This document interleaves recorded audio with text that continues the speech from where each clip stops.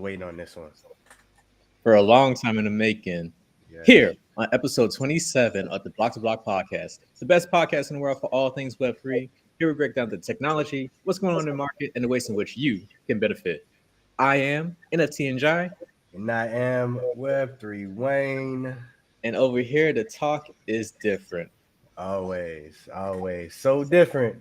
Even with this episode, we got to do a disclaimer. So, we will not be responsible if you lose your cheese, cheddar, mozzarella, provolone. If you lose your money, that is on you because this podcast is for informational purposes only. Please, please, please seek out a professional finance professional, a professional advisor that can give you the right things to do with your money. And with that, let's get the episode started, fellas. Man, I'm super excited for today's episode. We are digitally across the pond with two great brothers over in London right now. What time is it over there, gentlemen? Oh, make it 11:50 just before lunch. Yeah. Okay, just before lunch. Just before lunch. It's 6:50 over here, but super excited to have you both. And with that, I want to give the pleasure of reading out the bio for both Ando and Colin, the co-founders of Happaning. Yeah. So Ando and Colin have a platform called Happening that allows users to create, share, and consume immersive stories through their vivid or vantage video technology. And in short, Happening is like using Street View but with video.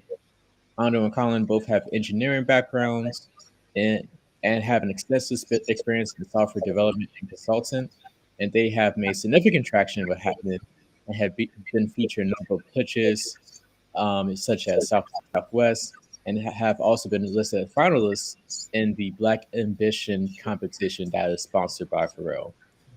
These are two great individuals that we actually met back in New York last October at the British Trade Consulate.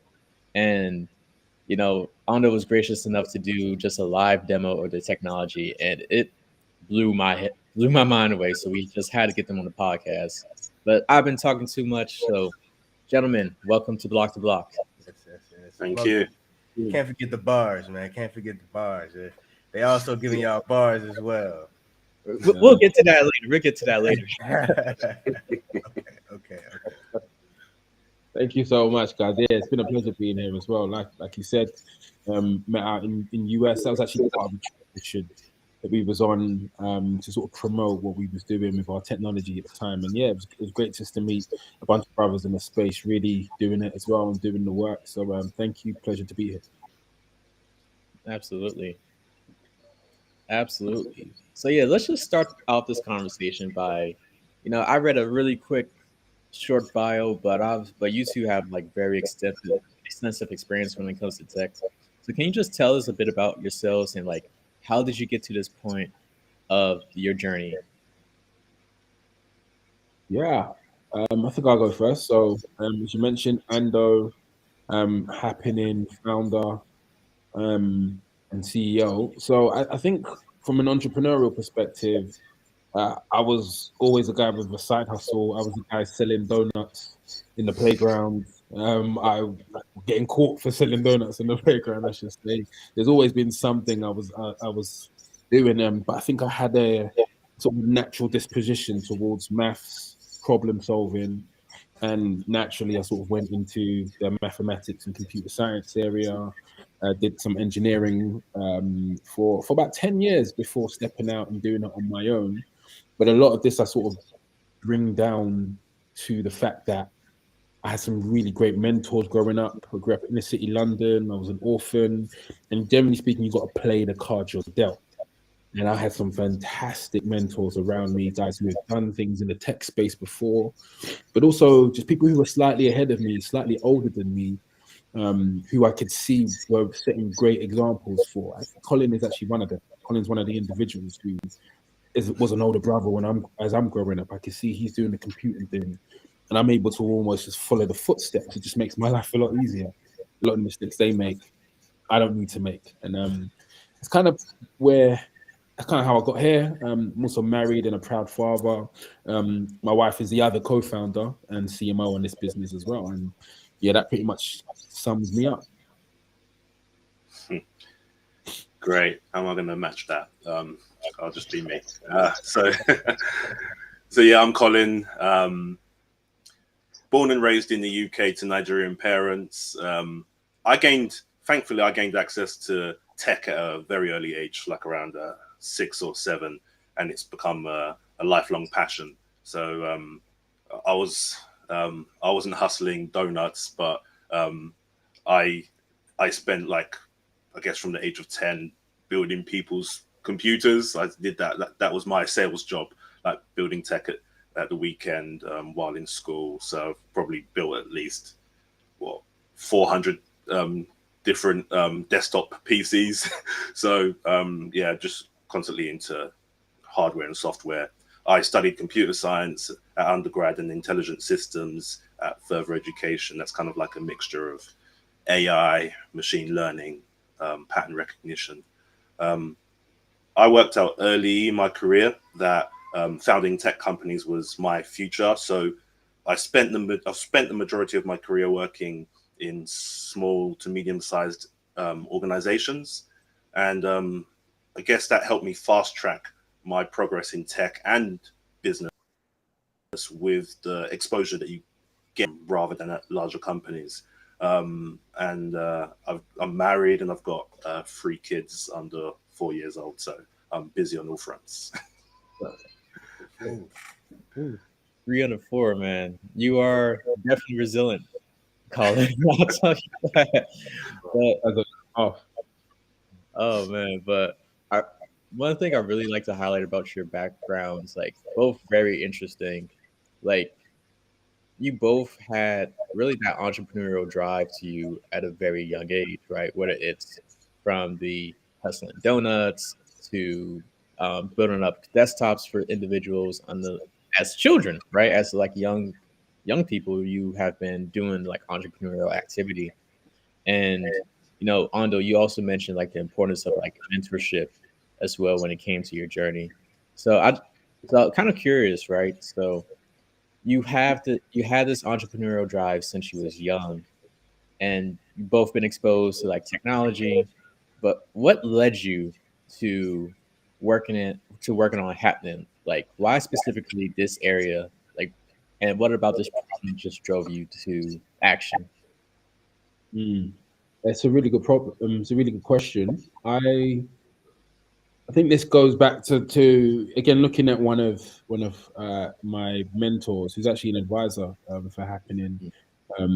I got a chance when I was about 14 to see somebody who looked like me from where I come from create a tech business, win awards in this tech business, and then go on to do an exit.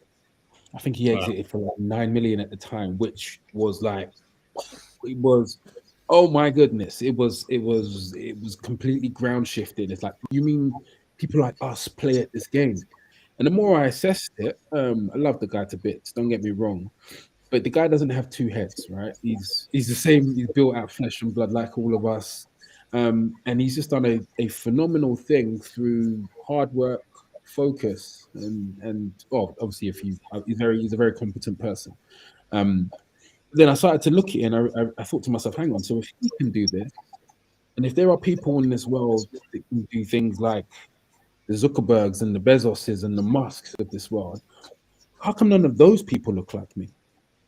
And it was really simple. It was like, okay, I can see there's a bunch of people who look like me doing great and it's fantastic, but there are levels to this game kind of thing. And I think I'd gone through life always wanting to answer that question, still wanting to answer that question. And it's not about it being me, but it's about like making sure there's representation, because somebody exiting at 9 million was so empowering for me.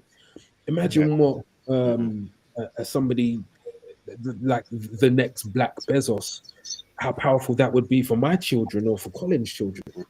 And that And that's for me, that's the X in the equation we're solving for. So yes, we've got this fantastic company, fantastic technology doing amazing things.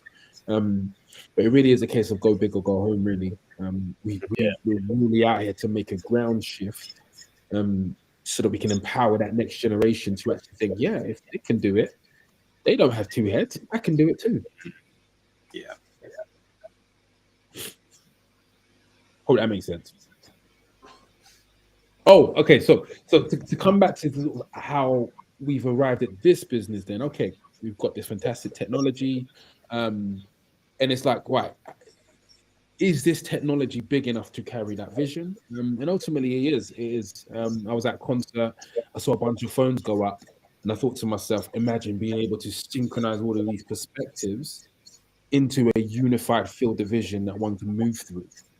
And that's where it began. Over the next few days, I started thinking about different applications for it, and I started realizing that we're not just talking about sort of an experiential piece of technology. We're actually talking about redefining what storytelling is and almost creating a new video format or new media format rather that can rival video itself. And that's the mission. The mission is if we can create something as big as, I mean, what we're talking 82% of all online traffic, 4.4 billion daily consumers every day. If we can create something on that scale, we would have achieved what we've set out to do. Absolutely. Yeah. Yeah, I hope that makes sense.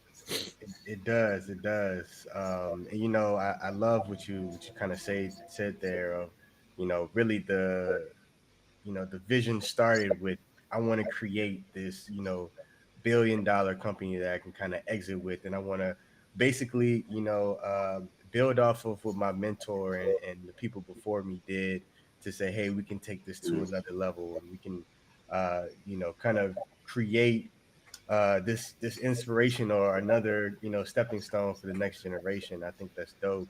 um it's funny, it's very different from how we've kind of built up our company and gotten to our idea. We came in with an original idea, and then we had to kind of like pivot, but it had the same idea of like, are we thinking big enough? Can we do more? Can we be more innovative? Can we challenge ourselves even more to bring something to the market that's going to be different and groundbreaking? Yeah. um, and I think So that's a big piece. What you gonna say, Ando? I was going to say it's so important the way you just phrase that, to bring something different to the market, Yeah, because yourself, because you've come from a different background as of we, when it comes to, I guess, technology leadership. It means yeah, we get to bring something different, to bring a unique, fresh perspective to the conversation around innovation, to the conversation around invention. And yeah, I remember when I got the patent, thinking to myself that, like, wow, so our technology is designed around bringing different perspectives together and combining them into something more beautiful. But mm, actually, companies like yours and ours, we're doing that within tech. We're bringing a different perspective to an industry Yeah. where, let's be honest, our voices aren't as loud as other demographics. And so we're able to bring something of meaning, bring something of value because it's coming from a different place. And mm, yeah, I find that parallel a really comforting one, with yeah. our technology and what we're doing in the industry. Love it. I love it. Now, yeah, couldn't have said it better myself, for sure. Thank Um, you. yeah, Yeah. So let's really get into the technology, right? Because as you mentioned, you both have built this really cool patented technology that I got a chance to demo. I mean, got to experience the demo. But can you just tell us more about like what is your Vivid technology and the inspiration behind it? Sure, I'll take that one. So the core of the technology is the ability to synchronize video and audio across time and space. Um, I don't mean that to sound complex, but literally across time, like an instance in time, and also location based. Therefore, kind of allowing real time and historic exploration of a place by switching from one perspective to another, and being able to do that in a way, bringing that to our user base, the ability, using gestures, say for example in a mobile app, to be able to initially move from one perspective to the other, is the core part of what we're building. In terms of the inspiration, well, perhaps Ando can shed some light on the inspiration that he used to entice me. Yeah, so I guess from the inspiration aspect is we're looking at again from a macro perspective. We're looking at the industry, and like I said, go big or go home, right?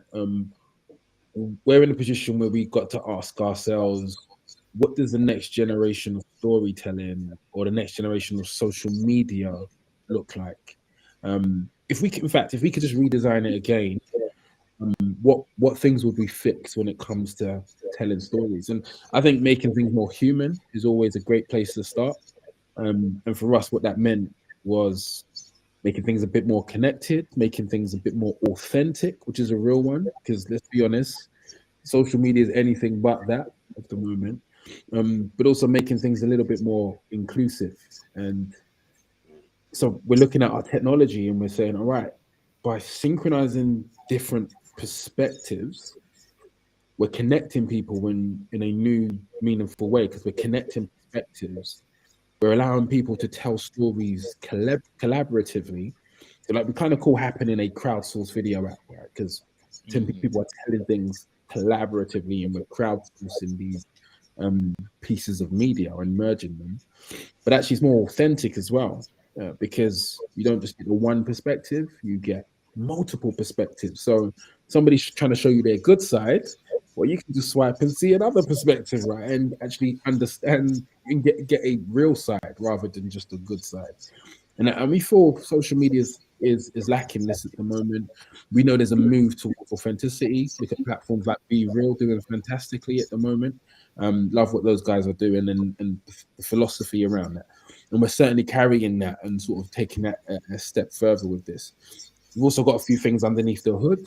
The way we synchronize things sort of real time over a peer-to-peer mesh network, it means that we're able to do clever things like verify the time and place, as well as detect post-production edits.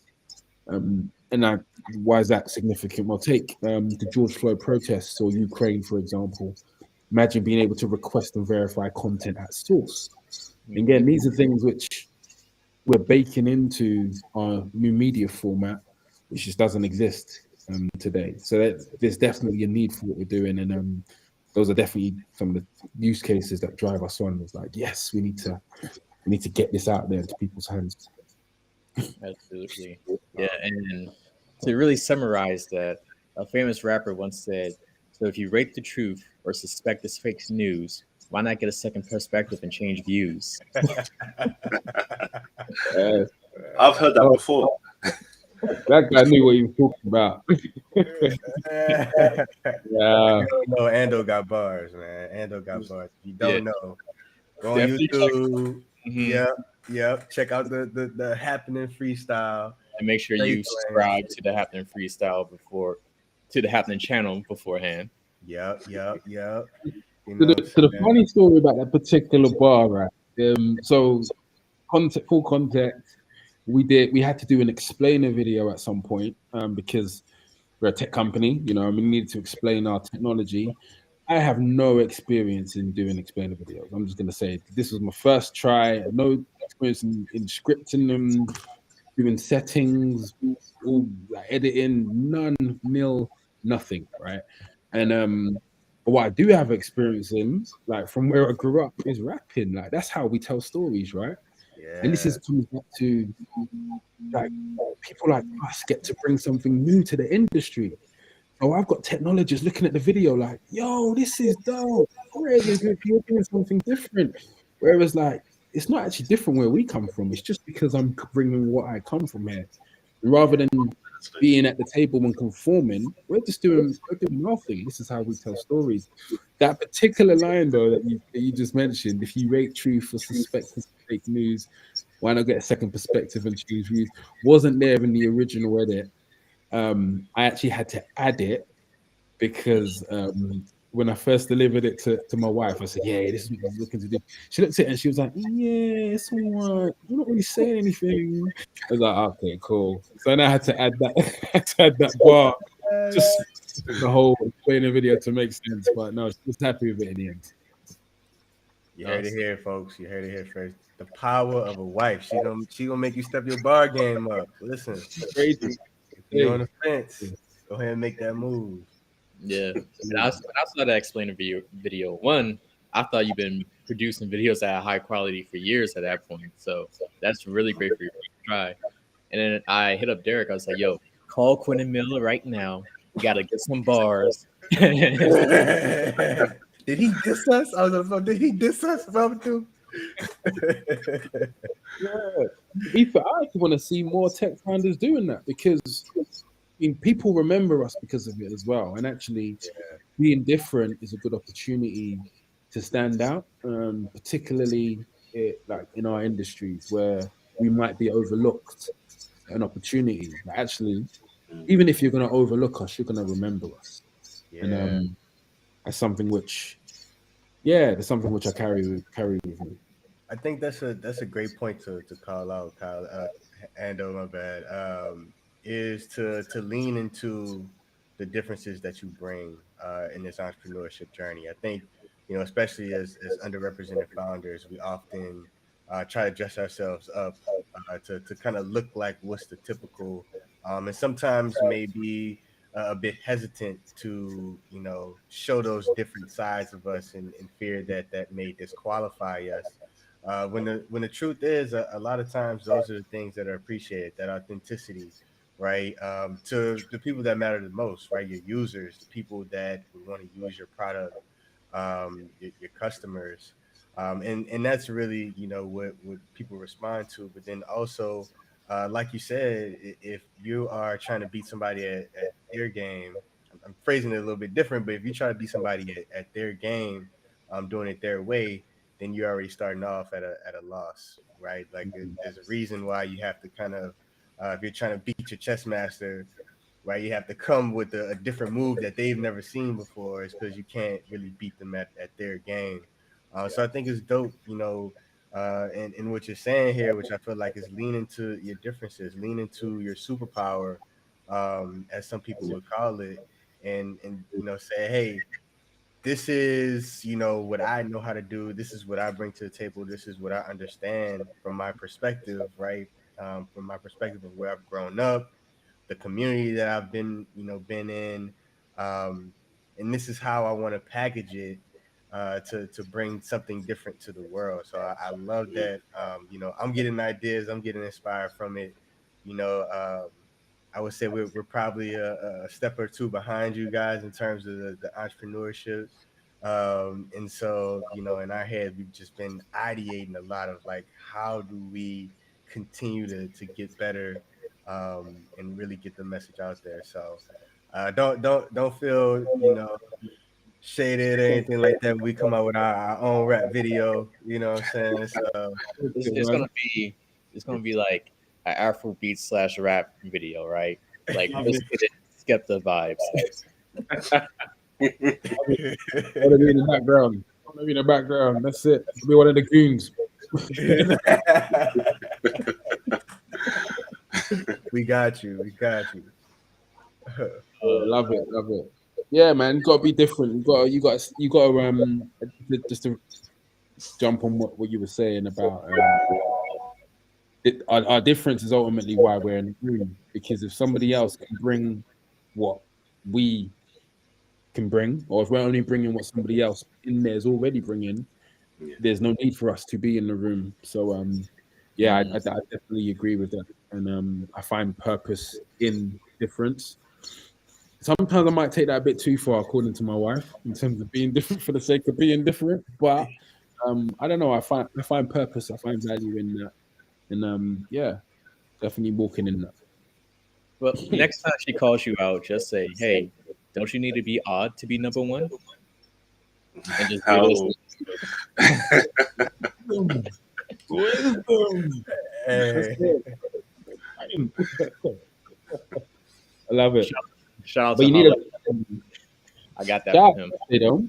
Like I hadn't mentioned. But Essay is the CMO and also a founder on this project as well. And yeah, she's the one looking after the business while she's got us two, she's got us two here. So shout out to Essay. She's always making us better and yeah, really a mad influence for productivity in this company as well. So yeah.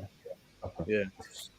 I mean, and that's what's really important about having a team, right? Because everybody brings a different element and a different skill set to your overall venture. Because growing a company is like it's similar to a body, a human body, right?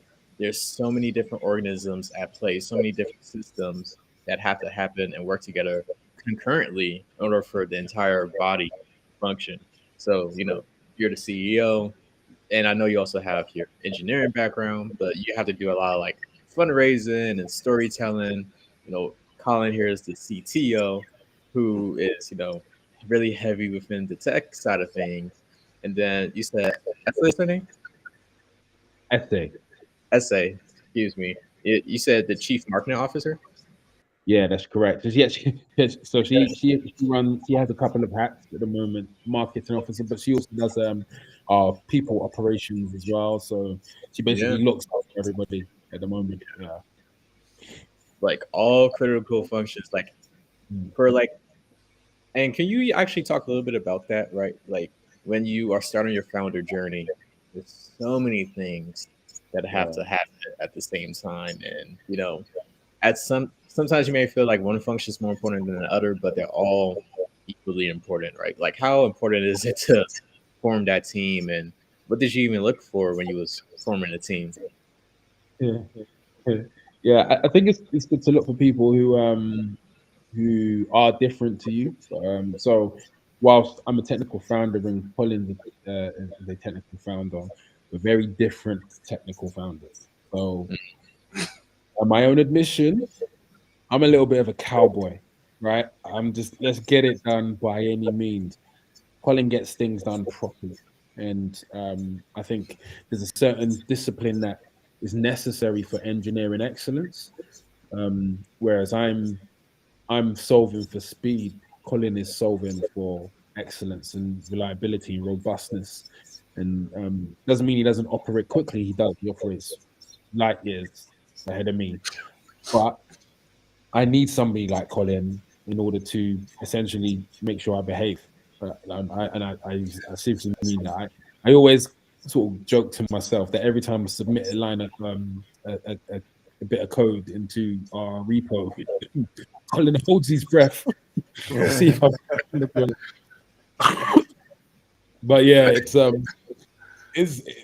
I've broken the build a few times. Let's just put it that way. But no, I need somebody like Colin to do things properly. And again, it's the complementary skills and why the difference in perspectives is important. And it's only when you bring that together where you can come with something beautiful. Yeah. That's right. And by the way, Ando works around the clock, so sometimes I have to be up at like 1:30 to watch those code commits come through. Oh, Man. I could totally relate to that dynamic, right? Like, I'm probably a little bit more like you, Ando. Like, I'm always hearing Derek, success, low speed, success, low speed. Let's get it. And then, Derek, he's the technical founder who, I mean, we both have IT backgrounds, but Derek took more of the technical realm and is in charge of product, with our developers to ensure that we have that validated learning, from lean startup and that we're doing Yeah. things the correct way. I mean, actually, even like we was like, okay, we gotta wake up early for this podcast. Let's go to bed early. And then I'm texting this man still like past 2 a.m. saying, hey, I just did this, I just did that. So I really relate to that dynamic right there. Yeah, absolutely. That's brilliant. I think there were certain, I don't know what it is, but there are like three personalities. I think there's like the implementer, the adult, and like the visionary um inside the inside sort of like a functioning team is what I'm told. People can have multiple hats. I'm certainly a visionary. I'm not I'm not always detailed orientated. I try not to be. Um, I think Colin is probably more of an implementer. Like he will get things done, and then essays is a little bit of an adult. But actually, sometimes you see Colin take on an adult role and essay take on an implementer role, and it's beautiful. Like we complement each other in that perspective as well. So that's really good. Yeah, Yeah. we I'd need also that. say, if you don't mind, I'd also say that when you come together to found something, you may actually wear a different hat in other circles. So, say for example, in your own family, someone might be the Joker, and that lives with you like for a long time, right? In your family, whenever you meet up for gatherings or whatever, you're still the Joker, playing the Joker 20, 30 years later. But in other circles in adult life, you might have been wearing a completely different hat. So, Yeah. but it's about finding the hat that you're most comfortable for this season of life. And, you know, personalities are, as Ando already mentioned, super important to being able to. It's not just about a product; it's about building a team and building, something that's going to last. So bringing those complementary parts together, and also parts that help to, um, let's say, shore up our weaknesses is key. Yeah. Mhm. I mean, to add to that too is learning how to integrate other pieces into who you are as well, right? Because I think for me and Mamadou, we're both visionary, right? Like we like big idea. Um, but I think on my end, because it's just the two of us right now, is I've had to take it more the role of the implementer. So really figuring out strategy and saying, hey, this is how we're going to do this. This is, what this will lead to. And kind of this is how we're going to do things, especially on the technology side of it. And Mama do is that kind of take on the adult role at times, right? Like, hey, we gotta talk to this person. We gotta get this done. We gotta, really kind of keeping us on track and keeping us grounded. So it's really like we've had to, in some sense, shed part of the visionary and start to adapt and Mm. taking on, being kind of a hybrid, if you Mm. will, role within the business thus far. So I think you make a great point, kind of like you gotta, you know, find a role that fits this season and step into it. Hmm. I think there's a role for her for humility as well. When you, I guess, approach a team like this, Yeah. understanding what role does the team need you to play. Mm. It's like any sports team, right? And or having to slot into that. I'm thankful enough to like Colin isn't just my co-founder, but he's also my brother in the faith.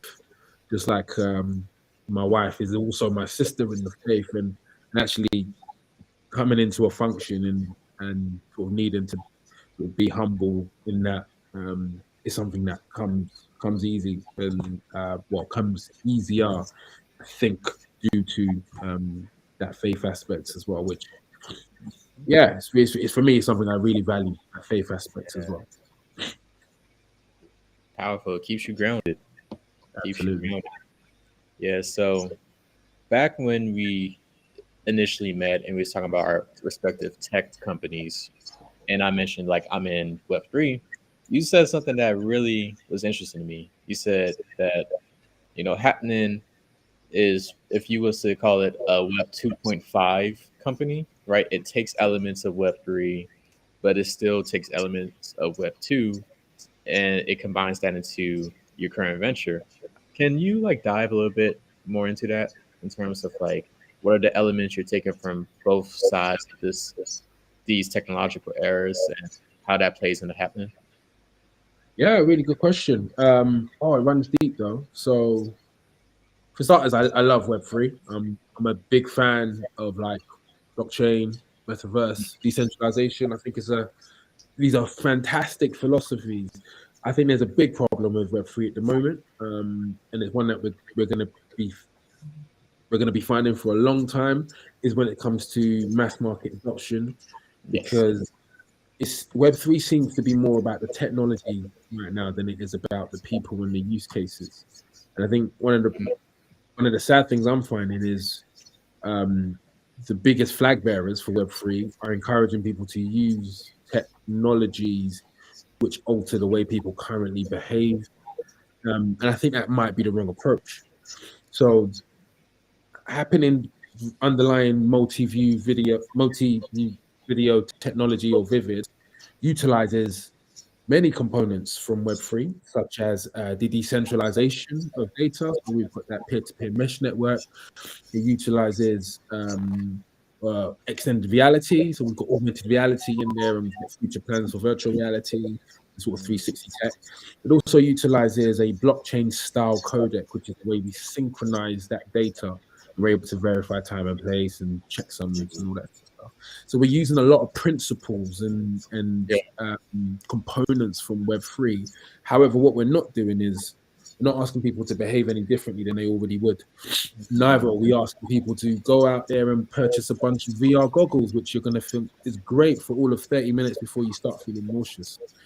Yes. We're just people can leverage technology they already have in their pockets, their mobiles, to do things that they already do, which is they like to film things with their mobiles. Whenever something around you is happening, oh, I should film this. Let me get my phone out, right?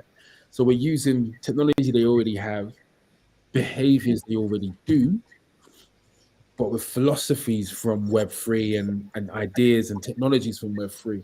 And that's where we see the half step between Web2 and Web3. It's like, it's Web3, but where you're at. Yeah. I love that. And it's very important as well too, right? Like oftentimes as founders and especially as techies, we get very enthusiastic about our vision, right? And we're like, oh, it makes sense. It's going to make extreme sense to everybody else, and we're going to have mass adoption. However, like we're still in an era which is quite strange, but we're still in this era where you have people who will say things like, "Oh, I'm not even a computer person. I don't understand tech, or all that stuff is over my head." And so, to have that strategy where, on the back end, right, where people don't even realize it, you're having this advanced tech stack that's powering the engine behind your company, but on the front end, the customer has this easy to use system that mirrors what they're currently doing. You're effectively bringing them forward without them being none the wiser, right? And it makes that whole adoption a lot easier. So I think that's a fantastic strategy. It makes a lot of sense to me, but maybe that's because I'm visionary. It hasn't always. This is a lesson which we've had to learn as well, because I couldn't be any prouder. As in, you can almost compare it to when I had my child, when I received the patent certificates, right? When I was like, right, great, this technology is real now. I've got the patents, and we are inventors. It felt like I had another child. It really did.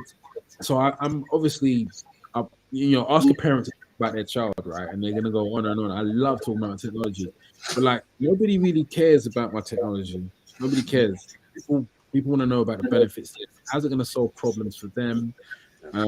We've recently had to ask ourselves some really hard questions as to around how do we make this less about the tech, more about the value that we're delivering to the customer, more about the problem that we're solving. And as a result of it, just in the last few weeks, we've really narrowed in on a problem which is really exciting, really exciting, and we've got some fantastic validation from it at the moment. And we're focusing on that pain point at the moment. Cool. You want to share on that point, or is that under wraps for Yeah. Sorry. Excuse me. Yes, I should absolutely think of it. So, I was at the edge of my seat, like, oh, what is it? Yeah, my bad. Apologies. So we all know what it feels like to get hyped up for an event, only to be disappointed by food, music, or even the atmosphere. And even with like online reviews or previews, which can be prone to bias, it's impossible to get a feel for what's happening there and then. So what is happening? Happening is a crowdsourced video platform that lets you request trusted real-time video previews of any event or location, but through the eyes of the community. So what Waze have done for navigation, we're doing for events.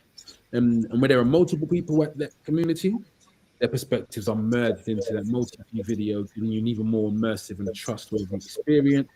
But it's not obviously just about avoiding event disappointment or making sure you're appropriately dressed.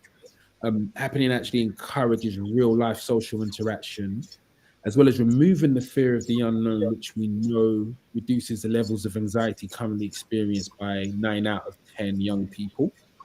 So they're able to make an informed decision of where they're going before they even get ready, whilst they're freezing off in the queue to get in, or even when they're just deciding on the next steps of an epic night out. And that essentially is the proposition which we are angling our technology towards now. And we're getting some really, really great feedback from our target demographics at the moment. Man, that's really cool. And I'm just thinking about for different businesses or organizations who in particular make events. So jokingly, we just heard that Mamadou Derek, are you two in the event space? Because, you know, for a part of our strategy to like bring Web3 and make it more accessible to people, we've been having these in real life activations, like all types of events, whether it's like educational, more fun social events or what have you. And I'm just thinking like it'd be great if people are within the audience and they're all using the Happening app in order to just broadcast like, hey, this is like a really dope like experience that the Relink guys are putting on together. And you know, perhaps that can also, for the business perspective, be part of their strategy that like help get more conversions or more participation.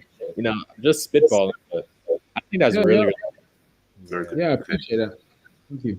Thank you. It's I guess where the pivot is landed is it's less about the technology, and we're almost now creating the demand, right? So if you wanted to see what's happening at one of your events, or maybe an event similar, without even sort of, well, you weren't sure whether you wanted to go or not, you just wanted to see what it's like, you could just quickly send a notification or send a request. And people who are in the area will get a ping, get a notification saying somebody wants to see around you right now. They just throw up a phone and start recording, and you can jump between their perspectives. Imagine the power we're giving to people to be able to do that from anywhere in the world. Like you could be on Cancun Beach in 5 minutes. Like you could be maybe not Everest. I don't know how many users we're gonna have on top of Everest, but everyone do. But yeah, that's the idea, right? You can send a request to see anywhere at any time. And our users in the local area will get a ping and start recording for you, because one day they're going to be in a position where they want to make requests and they want the community to respond to them as well. So yeah, that's kind of what we're doing. I think the cat is a cat come back? Oh no, it's not. It's not. There we go. We're good. Still in the cage. Now this makes me think about all the times where I showed up to an event underdressed or overdressed. This would have saved me a lot of headache, because I spend a lot of time just like, or in those moments I spent a lot of time just like thinking, what should I wear? Is this too much? Am I underdressing? Am I overdressing? And you know, a lot more times than I like to admit, it's either like I just showed up just not prop. You know, it's either like I've overdressed when I should have underdressed, or underdressed when I should have over. And so, no, I think Really nuanced problem though, isn't it? Because it really is. We've reduced the capabilities of our technology, no doubt, but actually we're solving something which is very real for people. Like, people want to know, is the DJ going to be a vibe tonight? People want to know this. People want to know, like, okay, is the atmosphere popping? What are people wearing? Like, this is anxiety that people carry with them right up until the point where they walk through the doors. And like, we're hoping to address that. Oh, absolutely.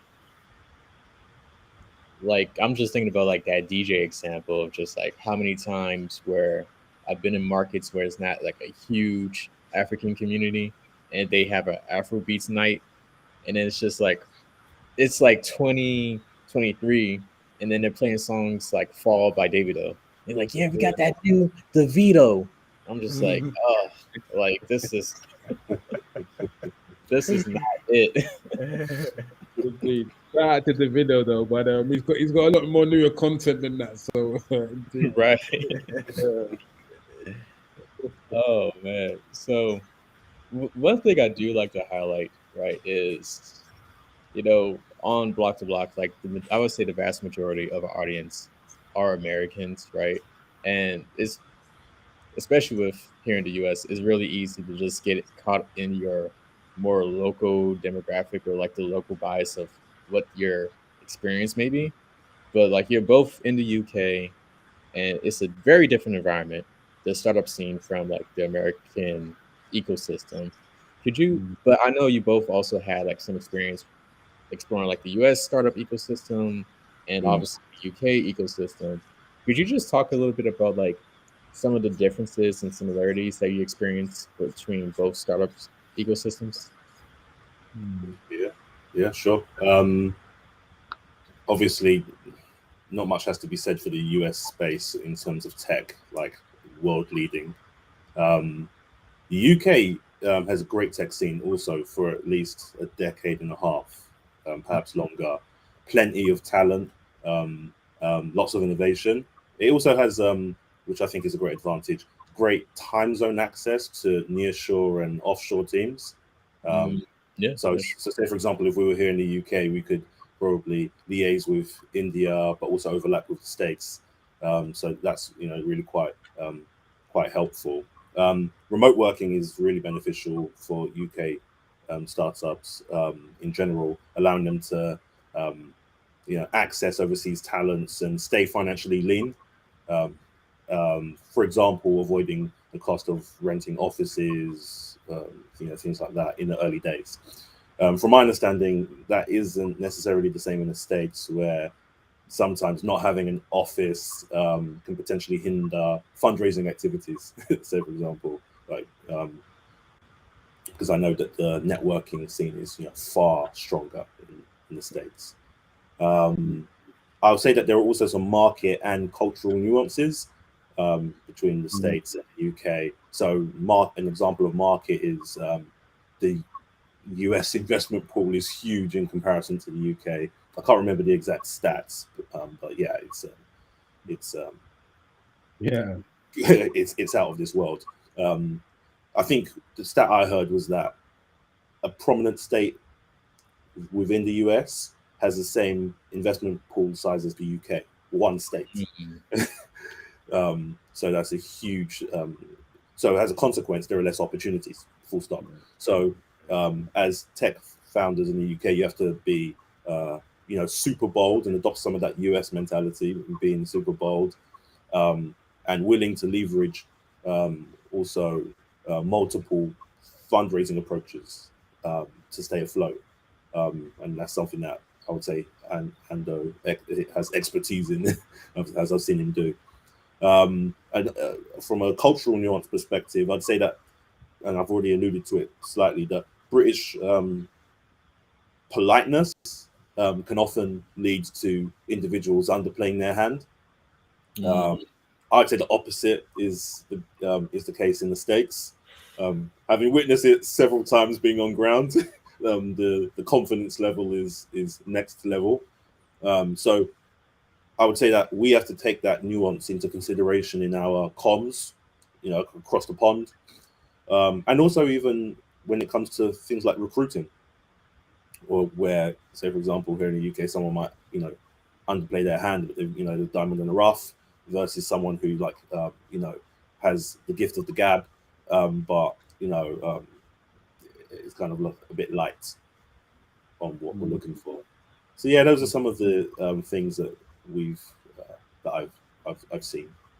Yeah, I think I'd add a short anecdote to that. Is we were raising for 18 months in the UK before we first set foot in. I think we went to South by Southwest. Yeah, it was South by Southwest last year. Was the first time as a company we went to to the States. And we raised more in 4 days, South by Southwest, than we did in the 18 months preceding in the UK. Now, that's the result. I have a few theories as to the why. One of them is just I get a sense that the US, although the US is not one market, we know it's quite fragmented, but the US is more open for business because it is built more from an entrepreneurial perspective. I feel like everybody's an entrepreneur because that's just what the American dream is. In fact, the country was almost created using business like bylaws. You know what I mean? Like it's a it's more of a company than it is a country. Let's be honest. And I guess the almighty dollar flows very, very well in the US, or certainly more than it does in the UK, which is a lot more conservative. You see things like this with funders and VCs. For instance, most VCs in the US have been operators. They've been people who've been previously, they were entrepreneurs. They know what it's like. They're sympathetic to the clout. In the UK, it's not the case. Yeah, most VCs have not been operators. And they come at it from traditional investment means, and because of it, I guess the money doesn't flow as well. Not it doesn't. It still flows. It just doesn't flow as well. So yeah, risk appetite is very, very different between here and there. And yeah, that's from more of my business perspective. But 18 months, 4 days, I mean the proof speaks for itself. I think. It was South by Southwest as well though. So I mean, it's not like I was at a South by Southwest equivalent for 18 months in the UK, but you can extrapolate what you want. Also, you're finalist for the Black and Big. Maybe you need to come out over here more. Yeah. So, was you asking about the Black Ambition competition? Yeah, you froze up a little bit, Mamadou. Oh, sorry about that. I was just saying because you was like, well, it was South by Southwest, but I was like, well, you were also finalists at Black Ambition, so maybe that's a signal that you need to spend a little bit more time out here for a reason. Yeah. It's funny that all of that actually started from a TechCrunch article on us. Actually, we got a bit of exposure in TechCrunch, which completely blew our minds, completely unexpected. But then it meant that we were able to, I guess, form some sort of presence in the US, some sort of credibility over there. But yeah, I think you're right. Some more time needs to be spent in the US. I'm going to be out there in a few weeks. And hopefully I'll be returning in the summer as well to say hi to you guys. And yeah, certainly, I mean, US has to play a key part of our strategy. There's a lot of love we're getting from there, and I think our message is resonating a bit stronger over there. Love the party out here. Absolutely. Absolutely. Love it. Oh, great. Well, just a couple more questions and before we wrap things up. But well, I really got two more. One, so we're at this very exciting stage right now with Happening. You're doubling down on like the specific target issue you want to address, and you're doing all this traveling, you're having a lot of strides and momentum in like your markets. What's like the future vision for Happening, right? At least for like the next couple of years. Like what is it that you're looking to achieve? Yeah, this is asking a parent to talk about their child again. this is how long you got? No. So Happening itself is a vehicle for popularizing our technology. We feel the technology has the ability to be as ubiquitous as videos are today. Again, 82% of online traffic, 4.4 billion daily consumers of video. And if we could create a media format that eats into that chunk, then we would have done something which would have made the world more connected, more inclusive, and more authentic. And certainly be doing something on the scale that we're looking for, because once Happening is demonstrated the viability for Vivid, and the fact that it is a media format that stands on its own. There are applications from navigating film scenes or sport to VR, security, police body cams, judiciary evidence, and even citizen journalism. Because in an age where fake news yields currently 6 times more engagement than verified facts, why are we still relying on individual perspectives to convey the whole truth when we can actually have collective individuals conveying truths? And so, yeah, there are so many applications for our technology. Happening is a vehicle for that. Happening is like our first run at it. We've done some B2B deals in the security space with our technology, and we'll be looking to do more with that technology. But yes, Happening is just a vehicle for the technology at the moment. And the long-term play certainly is seeing the ubiquity of our multi-view video technology. Amazing. I'm excited. Appreciate So, it. and then if we had to go back to the young Ando of yesteryears and the young Colin of yesteryears, right? And you was talking to them today, and you wanted to give them advice about how to go about starting this tech founder journey. Like, what's the one thing you would tell them that they need to focus on or do in order to be successful in their journey? I think I let Colin go with this one first. Good question. I would say Ando summed it up quite well earlier on when he discussed his background, which is to look at, like, find someone, whether you can close to you or even, long distance mentors, because, very much when we're younger, we know we like something, like a topic, a thing, a subject in school, but we don't know what applications you have in when you get to the world of work, or when you now actually get out in the real world. So, pick your mentors wisely. I would say that as you're progressing through your career and you're looking to maybe get into a tech company, pick the venture, to be specific in the companies you affiliate yourself with, because who we are around and who we are guided by very much, has a strong influence on where we're going to go. If I kind of think a bit from now being on the dawn of starting a technology company, I would say leverage your community. Like, don't be afraid to ask for advice from your clan. Like, know who your clan is.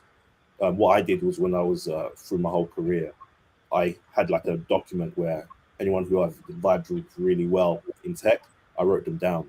And those are people who I would want to work with in the future, potentially. So when opportunities come your way, know who your clan is, know who your network is. Don't be afraid to ask for advice. And there's a lot, your clan has a lot of a lot to offer. And they're often going to be, quite glad to be consulted, or be of assistance to opening doors to their respective networks, which I've found as well. Specific to tech now, this one was important for me. One of the superpowers of a tech startup, as one of you mentioned earlier on about superpowers, one of the superpowers of a tech startup is the ability to be lean and nimble, such that you can react fast and pivot based on changes in the culture or the market you're aiming to impact. So my advice is to harness this power to avoid taking decisions that hinder your ability to react in the early days. That's a problem that larger or more established companies wrestle with, given their organizational maturity. So, for example, imagine we went back to day one and we decided to, in partnership, build an Instagram competitor with a promising USP. So you're the tech person in the venture and you're familiar with, let's say, iOS development. Your concerns that if you don't build the app using cross-platform tech, like React Native or Flutter, that you'll not be able to access the Android phone user base.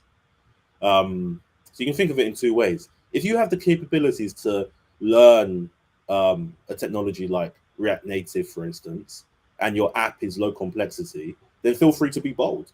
But if you're confident in your iOS skills and not comfortable in switching, then build the best app you can with the skills that you have. Speed to market is important, and the issue with overstretching with too much of a focus on the future is that you may over-engineer your solution, and that can ultimately lead you to it locks you into impediments that discourage you from making future decisions or pivots that actually benefit your venture, which for several reasons is a recipe for disaster. So yeah, and so many people have discussed those disasters, because so many ventures that scare off. Well, I don't know the stats, but a huge number of technical startups, never make it.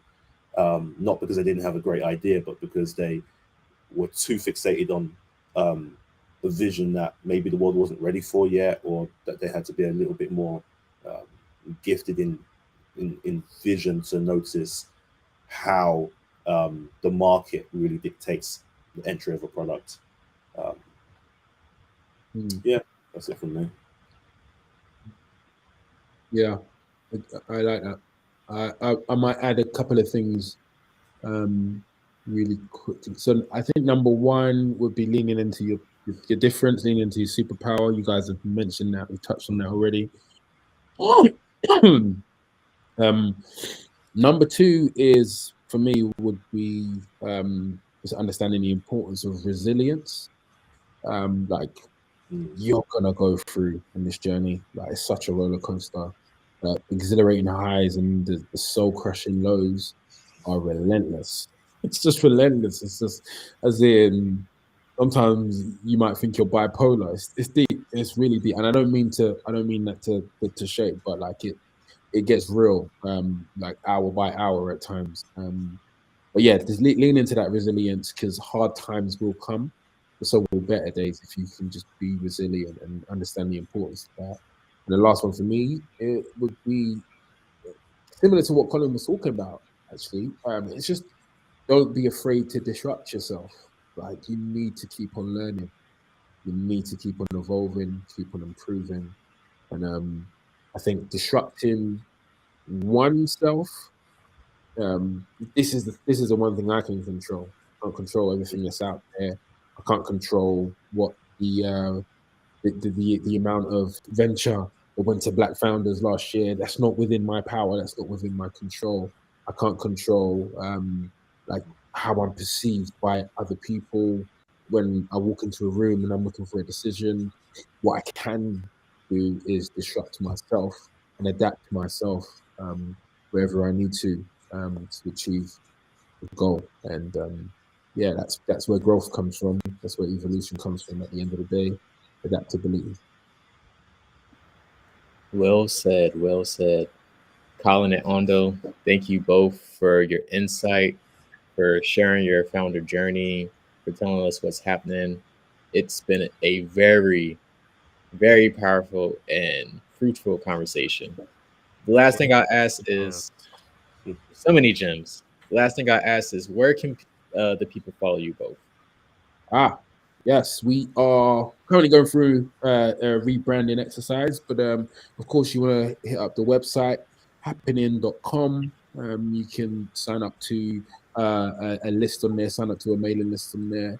You can get us on LinkedIn, Happaning, that's spelled HAPPANING, so pan is a camera pan.